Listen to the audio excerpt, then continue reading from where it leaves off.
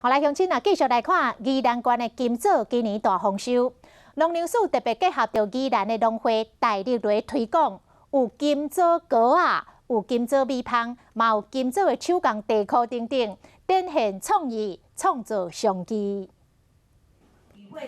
由青色转柑仔黄色，每当的12月到1月是金枣大出的时期。在宜兰县金枣种植的面积嘛占全国9成以上，加上年节要到啊，金枣又搁代表节日，农粮署特别结合宜兰几个农会推广，嘛变出真侪新样品。